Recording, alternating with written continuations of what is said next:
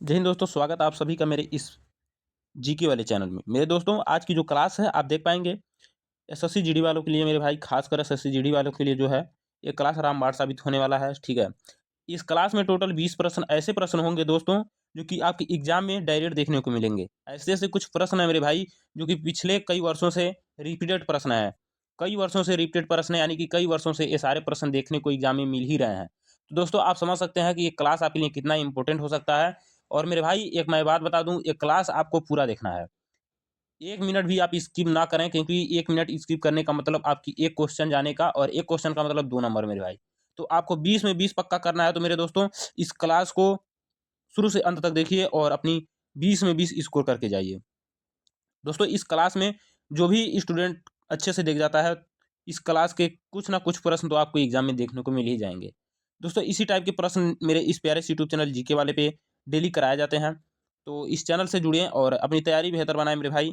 चलिए video start करते हैं। और वीडियो स्टार्ट करने से पहले मैं बता दूं, यदि आप मेरे चैनल में पहली बार विजिट कर रहे हैं तो चैनल को सब्सक्राइब करें और लाइक करके कमेंट जरूर करें। चलिए दोस्तों प्रश्न को हम देखते हैं।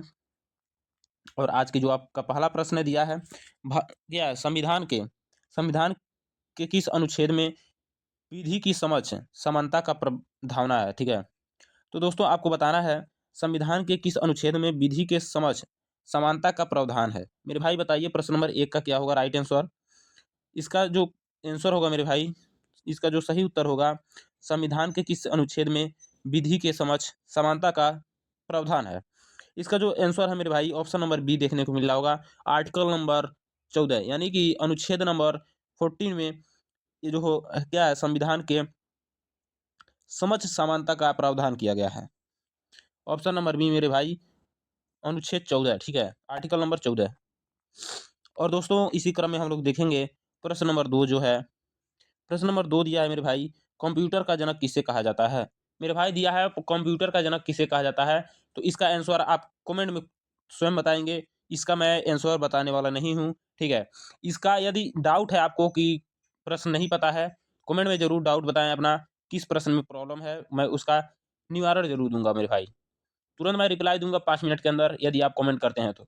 इसका आंसर जरूर बताइएगा, कंप्यूटर का जनक किसे कहा जाता है मेरे भाई, बताइए फटाफट क्या होगा। ऑप्शन नंबर ए दिया है चार्ल्स बेबेज, ऑप्शन बी दिया है अलान ट्रेंग। ठीक है, तो इसी प्रकार के ऑप्शन बी है व्हील, और ऑप्शन डी है स्टेव। तो दोस्तों इन सारे जो है 4 ऑप्शन दिए हुए हैं आपके, 4 ऑप्शन में से कोई एक प्रश्न जो है ऑप्शन राइट है, उसको आपको कमेंट में बताना है। और कमेंट कैसे करना है मेरे भाई, क्वेश्चन नंबर 2 दिया है तो यहाँ पे क्यू ऐसे लिख देंगे और 2 लिख देंगे, फिर कोष्टक में जो आंसर होगा ए बी ऐसे कुछ लिख देंगे। ठीक है, जो आंसर राइट होगा। चलिए इसी क्रम में हम लोग प्रश्न नंबर 3 देखते हैं। यह भारतीय रिजर्व का पहला गवर्नर कौन था, पूछा जा रहा है मेरे भाई।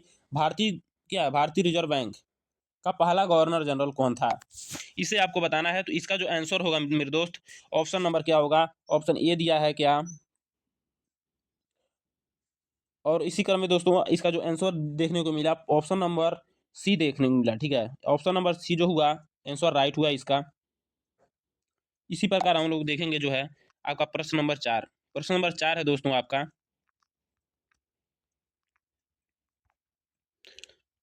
प्रश्न नंबर 4 मेरे भाई दिया है, मानव शरीर में इंसुलिन क्या है, मानव शरीर में इंसुलिन हार्मोन किस ग्रंथि से निकलता है।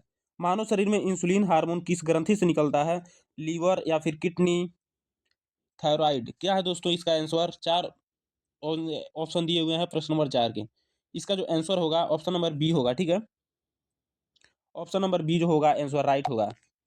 और इसी प्रकार हम लोग देखेंगे जो है प्रश्न नंबर 5, प्रश्न नंबर 5 क्या बोलता है मेरे भाई, देख पाएंगे आप, भारत में योजना आयोग की स्थापना किस वर्ष हुई थी, पूछा जा रहा है भारत में योजना आयोग पूछा जा रहा है मेरे भाई। तो बताइए इसका आंसर क्या होगा, भारत में योजना आयोग की स्थापना किस वर्ष हुई थी, 1947, 1950, 1951 और 1952।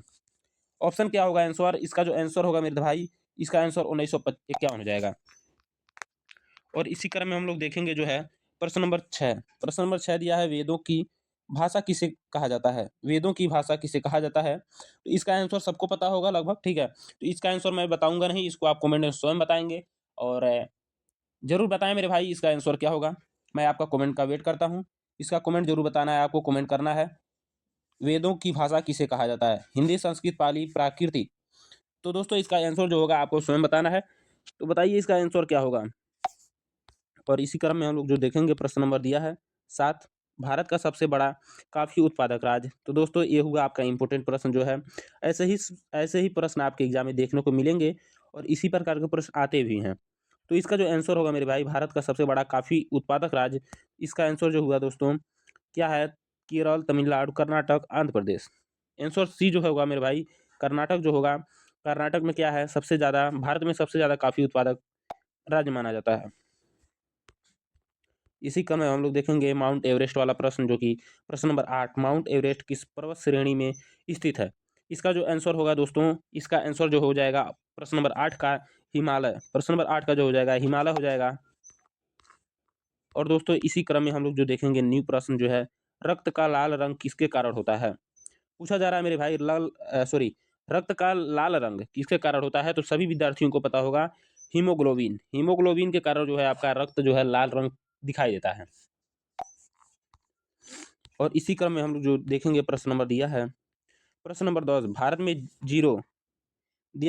जीरो बजट खेती का संबंध किस राज्य से है।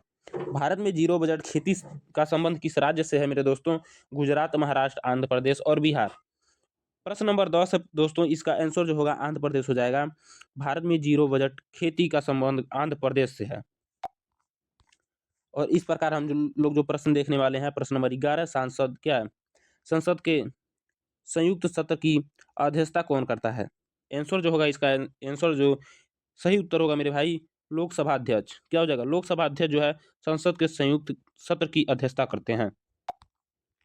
और इसी क्रम में हम लोग जो देखेंगे प्रश्न नंबर जो आपके सामने है, प्रश्न नंबर 12, विश्व का सबसे बड़ा महासागर जो है दोस्तों, पूछा जा रहा है विश्व का सबसे बड़ा महासागर, प्रशांत महासागर, हिंद महासागर, अटलांटिक महासागर, आर्टिक महासागर।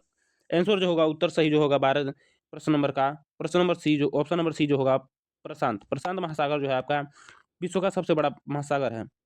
ओजोन, क्या ओजोन परत किस मंडल में पाई जाती है। तो ओजोन परत पूछा जा रहा है। प्रश्न नंबर 13, इसका जो हो जाएगा समताप मंडल। ठीक है, ऑप्शन नंबर बी जो है आंसर राइट होगा।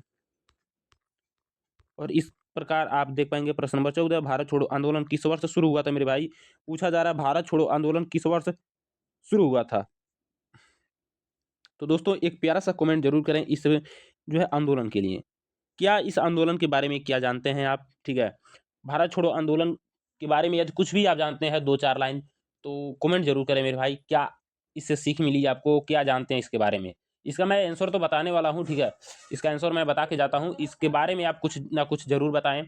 ठीक है, क्या आप जानते हैं, एक प्यारा सा कमेंट जरूर करें मेरे भाई। तो इसका 14 जो प्रश्न नंबर 14 का जो आंसर होगा ऑप्शन नंबर सी हो जाएगा। प्रश्न नंबर 14 का जो होगा 1942 होगा आंसर इसका हुआ। और इसके लिए एक प्यारा सा कमेंट जरूर करें कि इसके बारे में आप क्या जानते हैं। चलिए इस प्रकार हम लोग देखेंगे प्रश्न नंबर 15, कंप्यूटर में अस्थाई स्मृति, ठीक है, परमानेंट मेमोरी क्या होती है। कंप्यूटर जो होता है मेरे दोस्तों, परमानेंट मेमोरी पूछा जा रहा है कंप्यूटर में, मतलब हमेशा के लिए जो चीज़ें स्टोर की जाती है, समय हमेशा के लिए, कोई फोटोज हुआ या फिर वीडियो हुआ, कोई फाइल्स हुआ, इस सारी डॉक्यूमेंट्स को अस्थायी रूप से जो है क्या करता है, वो अस्थायी रूप से क्या करता है दोस्तों, स्टोर किया रहता है, उसे क्या कहते हैं, परमानेंट मेमोरी क्या होती है। रैम, रोम या फिर कैच या फिर हार्ड डिस्क। तो इसमें देख पाएंगे प्रश्न नंबर 15 में ऑप्शन नंबर बी जो होगा, रोम जो है मेरे भाई, इसका जो है परमानेंट क्या है, मेमोरी है, कंप्यूटर की परमानेंट मेमोरी है। आपके फ़ोन में भी देखने को मिल रहा होगा रैम और रोम। रैम और रोम दोस्तों आपके फ़ोन में भी देखने को मिलता होगा। चलिए इस प्रकार हम लोग जो प्रश्न देखेंगे, प्रश्न नंबर 16, संविधान सभा के अस्थायी अध्यक्ष कौन थे। बहुत ही खास इंपॉर्टेंट प्रश्न मेरे भाई, कई सारे वर्षों से पूछे जा रहे हैं प्रश्न ये। इसको बताइए आप, आंसर क्या होगा। संविधान सभा के अस्थायी अध्यक्ष कौन थे, जवाहरलाल नेहरू, डॉक्टर राजेंद्र प्रसाद। आंसर जो होगा दोस्तों प्रश्न नंबर 16 का option number B, doctor Rajendra प्रसाद।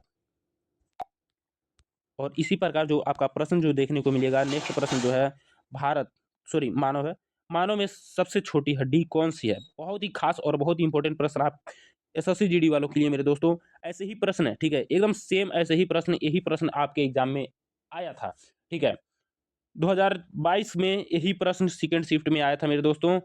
इसी प्रकार के प्रश्न आपसे पूछा जा सकता है।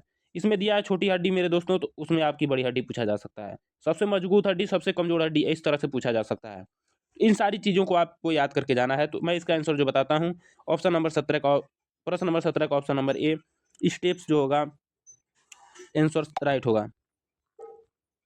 और इस क्रम में जो प्रश्न है आपका, ब्लू क्रांति किससे संबंधित है? यहाँ पे पूछा जा रहा है ब्लू क्रांति किससे संबंधित है? दूध उत्पादन, मत्स्य या फिर अनाज, कपास। तो दोस्तों ये सारे प्रश्न जो है मैंने कुछ, ये जो प्रश्न है दोस्तों, सारे प्रश्न नहीं बट ये प्रश्न मैं बता रहा हूँ, ये प्रश्न मैंने कई सारे एसएससी जीडी के वीडियोस में करा रखा हूँ। इसको शायद आपको पता होगा, ठीक है। इसका जो आंसर होगा, प्रश्न नंबर जो बी होगा, सॉरी बी नहीं, ए होगा, ठीक है। दूध क्रांति नहीं होना चाहिए, ठीक है। इसका बी होगा, मत्स्य पालन, ठीक है। मत्स्य पालन जो होगा आंसर राइट होगा। चलिए इसी क्रम में हम लोग जो देखेंगे प्रश्न नंबर 19, भारत का पहला उपग्रह कौन सा है? दोस्तों ये जो होगा, भारत का पहला उपग्रह कौन सा था, ठीक है। तो आंसर देखने को मिल रहा होगा option number B, Aryabhata. Aryabhata जो आंसर राइट है। और इस प्रकार हम लोग प्रश्न नंबर 20 देखेंगे, ग्रीन हाउस गैस मुख्य क्या है? गैस कौन सी है? ग्रीन हाउस गैस में मुख्य गैस कौन सी है? इसका answer option number C, carbon dioxide. तो मेरे भाई टोटल हम लोगों ने कितना प्रश्न किया आपके सामने आपने देख लिया, ठीक है। टोटल हम लोगों ने जो है 20 प्रश्न किया। अब आपकी बारी क्या है?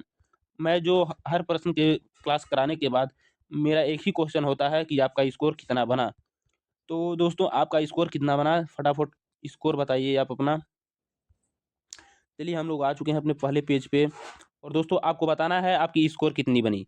मेरी क्लास खत्म होने के बाद एक ही जवाब होता है, आप एक ही क्वेश्चन होता है मेरा आपसे कि आपकी जो है स्कोर कितना बना मेरे भाई। तो टोटल 20 प्रश्न में से आपका स्कोर कितना बना कमेंट में जरूर बताइएगा। और वीडियो अच्छी लगी तो चैनल को सब्सक्राइब कर लीजिएगा। फॉलो करके मिलते हैं तब तक नेक्स्ट वीडियो में। जय हिंद, वंदे मातरम।